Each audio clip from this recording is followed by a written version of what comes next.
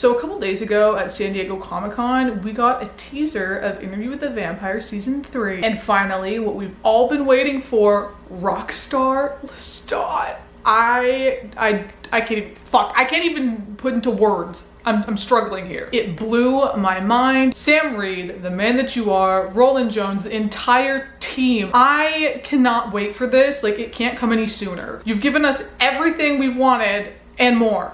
And it's just a trailer. And not to worry, I am continuing my commentary series on the episodes from season 2. Life has just been busy and finding the time to record these lengthy videos has been difficult. Anyways, we're here to talk about the trailer today, so let's move on to that. There's so much happening in this trailer amongst like book references, other small details, questions that are going to be unanswered until season 3 premieres, obviously. How am I supposed to survive the wait until season 3 comes? They jam-packed so much stuff into this trailer in only 4 minutes that my mind has been reeling ever since I saw it. Let's just dig into it because I am already eager enough as it is. So it's obvious that Daniel is leading this interview, docuseries, documentary, I don't really know what you want to call it. And at first that guy sitting in the chair, I was a little confused because I had initially thought that Daniel had hired somebody to, I guess, be Lestat or pretend to be Lestat. And I was like, okay, I don't really know where we're going with this. I had just thought it was some setup on Daniel's end. And I can't quite tell if Daniel has some surprise in his voice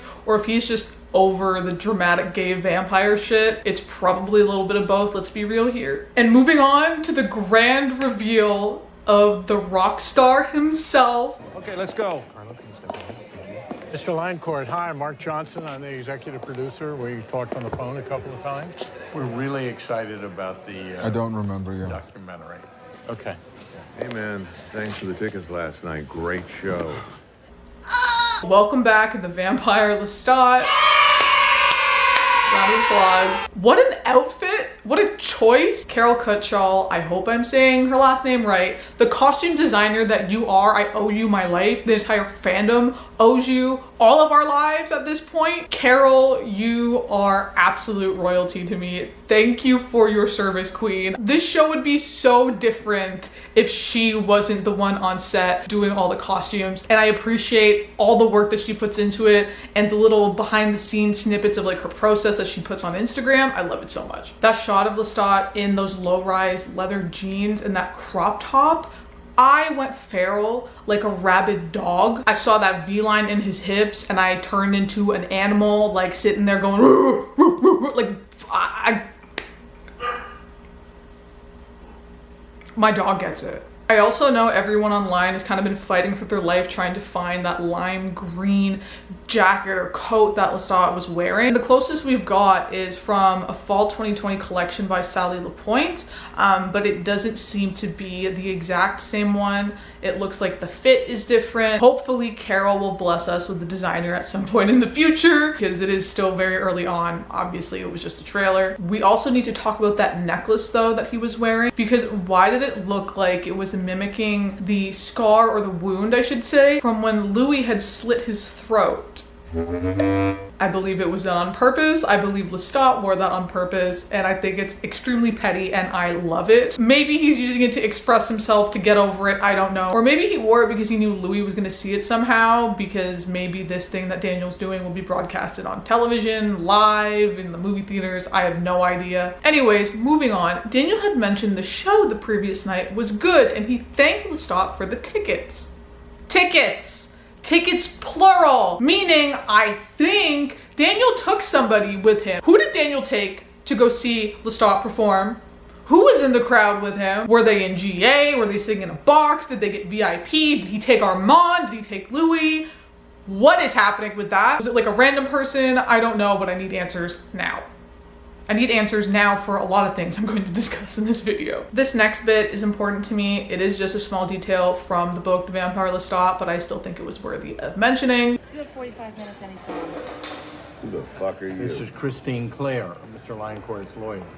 You hear this woman introduce herself as Christine, and Christine is actually Lestat's lawyer from the Vampire Lestat in the book, which is so cool, and I'm really happy that they kept that in. I'm not too shocked that AMC kept the small detail in, especially after what they had done in season 2. Who I'm referring to is Roger, who was Lestat's attorney back in Paris. So 2 small details, 2 small things that I'm very glad that they kept in. I love attention to detail so fucking much. The sass in this scene though. Do I look like I need you? I need him biblically. I love him so much. It has consumed every waking moment, every thought, everything I do. I cannot function. What really got me though was this frame here. Armand told the truth. Excuse me? Get the fuck out of here. Leave. Leave. Leave. Whose arm is that? Who etched that onto their skin permanently? Thank God for laser tattoo removal, because this is giving when people get tattoos of canceled bands and they don't know until a year later when something hits the headlines. Twitter has been speculating about it a little bit. Some people are thinking that maybe it is Daniel's arm and that Armand had forced Daniel to get it somehow for some reason. I don't really know how that would go down, but I also wouldn't be surprised. Some of the comparison here does make a bit of sense, but I don't know how much weight it holds, specifically because if you look at the thumb, there is no vampire nails, and we know that throughout this entire show, these vampires have these beautiful, sharp acrylic, or maybe they're gel nails. But this individual's nail seems to be normal, so I have no idea who that possibly could be. But who knows at this point. Daniel then asks Lestat to state his name for the camera, and his annoying, insufferable ass says this. Justin Bieber. Now, hear me out. There could be layers to this, or it could simply just be a pop culture reference. I don't know. A big thanks to this Twitter user for bringing this to everyone's attention. In 2017, Dread Central had pulled an April Fool's prank, basically saying that Justin Bieber was going to star as Lestat in an upcoming Vampire Chronicles adaptation by CW. Anne had even reposted it. I'm assuming she got a good laugh. So is this actually a clever reference that the writers put in, or is this just the Interview with the Vampire fandom being absolutely crazy? Who knows? But I love it either way. Then we have Daniel asking Lestat what he thought of the book, but he goes into this coughing fit, and this part is when I screamed even louder. I was screaming the whole time. I know I say that a lot, but I really mean it. I'm loud as fuck. I could not contain my excitement at all whatsoever, because what Lestat says here had me over the moon. I am the vampire Lestat. Why are we pushing? I'm immortal. More or less. The light of the sun. Somebody get him a glass of water? The sustained heat of an intense fire. These things might destroy me, but then again, they might not. This is literally the introduction, the first thing that Lestat says in the Vampire Lestat. AMC said, you guys want the books? We're giving you the books. And then it managed to somehow get better because we got a snippet of a song by Lestat. They're killing me here. They're absolutely killing me. And then there was like these little montages of Lestat wearing different outfits. My mind is still reeling from it. I watched this trailer so many times. The song in full was released after, and I will be making a video kind of breaking that down. But for now, let's finish this up. Ooh, I forgot to put hairspray in. Oh well. I am just so excited to hear Sam sing more. He has such a beautiful voice and it's so powerful. I cannot wait. And I hope they give us more music soon. Moving on, let me play the first little montage just so we can refresh memory. So after watching that back a couple times, it really seems that he's out of it in this clip, but we have no idea if he's putting up a front, he's acting, or just faking it, because, well, you know, it is Lestat. There's even just a possibility of him doing it for a bit. Is he doing drugs by consuming the blood of humans who have been doing drugs? We saw Louis do that in season 2. Like, what is happening here? So let me point out something else now. On the arms of the chair that Lestat's sitting in, it seems that there's some type of pharaoh or Egyptian carving on them. And oh boy, I think you already know where I'm going with this. As we know, Akasha was born in Uruk, which eventually became Iraq. And then she became Queen of Kemet, which is now Egypt. And at her side was her husband and King Enkil. I think I might actually spontaneously combust. Like, is this hinting at something? Are we finally going to meet our evil icon, Akasha? I'm genuinely so curious about who they're going to cast for her, and I am so excited because it seems AMC has been killing it with casting. Okay, let's pause here and zoom in a little bit. zoom in a little bit. Because are those hickeys on his neck? Who gave them to him? Was it Louis? Was it a groupie? Was it Louis backstage? Was it a groupie backstage? There are so many options here. There are so many, like, I don't even know what to think. And between you and I wish I was the one that gave them to him, but I don't think I'm alone in that. So, dear God, though, like, this is too much. I knew Lestat was gonna be whoring around, but like, god damn. But at least he can't contract something, right? Like, he can't get an STD. I don't think vampires can get STDs, can they? I don't know, that's my headcanon now. Vampires can't get STDs. It wouldn't make sense, I don't think. I don't know, I guess it depends what vampire universe you're coming from, but whatever, that's a whole other thing. Okay, let's zoom in a bit more now because I got something else to address. Is that a fucking wedding ring? Did he get hitched? Who did he get hitched to? What is that? Or is he just simply delusional? Because I have no idea why the fuck he's wearing a wedding band. Because we know him and Louis aren't back together and that doesn't really happen until a bit later in the books anyways. So what's that ring? Who gave that to you? I often think about that one time Sam Reed said in an interview that he thinks that Lestat views the whole betrayal and the big fight of him being killed as not that big of a deal, because what really is a big deal to vampires when you can't die? Like, they're so fucked up. They're so fucked up and toxic, but I love them so much. Moving on to the second little montage.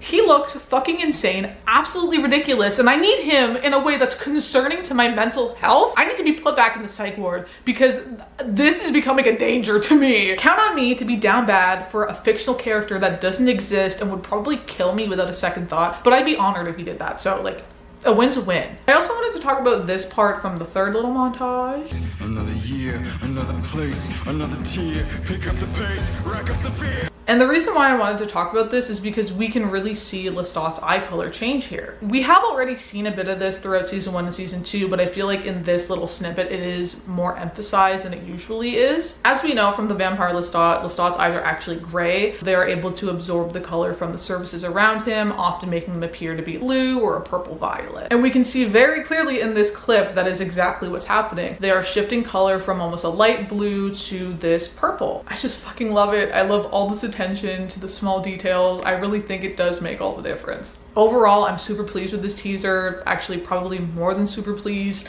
And I know a lot of people online are on the fence about it or just reacting to it really negatively. And I have one thing to say to you. Do you hate fun? Are you miserable? Like, come on. I'm kidding for the most part, but no, for real. I don't really know why people are reacting this way because they don't think it's serious enough.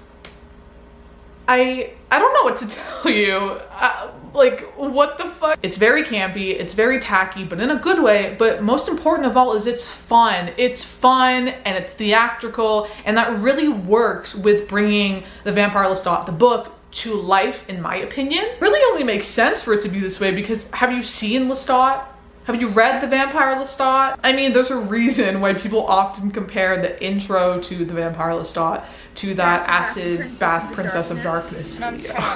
If anything, I think this trailer perfectly embodies Lestat and how absolutely ridiculous he is. I will admit, I am a bit curious as to how they're going to make this work with all the timelines, as we know there is a bit of a timeline difference from what they're doing in the show and what is, I guess, canon in the books. We know that Lestat must have read the book because it was published and it was a hit on the shelves in bookstores, so it would really only make sense for him to have read it by now. And he does indeed read the book in The Vampire Lestat, so I'm just kind of assuming that this is the direction that AMC is taking it in. Based on the things in this trailer, I think that they're kind of going to be combining The Vampire Lestat and Queen of the Damned. I will say I am a little bit concerned with how they're going to do this and pull this off, specifically because there is so much to go through in The Vampire Lestat and within Queen of the Damned that I don't really know how they would make it work unless they split it into 2 different seasons, or they increased the episode count of season 3, because I don't know if 8 episodes is really gonna cut it because there's just, as I said, so much stuff to go over. I'm also wondering about how the perspective is gonna be. And what I mean by that is we pretty much saw Lestat breaking the 4th wall by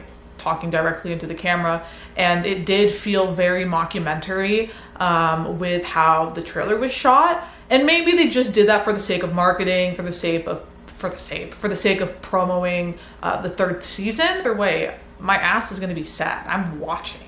no one can convince me otherwise. I'm watching. I'm hoping we do get more songs, lyric videos, or maybe even a music video leading up to the release of season 3, because the way that it kind of happened in the book was, from what I can remember, Lestat's band released multiple singles kind of leading up to the tour to gain like attention and pretty much just promo and amping everyone up for it with the album and whatnot. I'm hoping that's what they do, because I will admit I'm greedy. And I know this is probably the last scrap of stuff that we're gonna get for a little bit, and I'm grateful for that.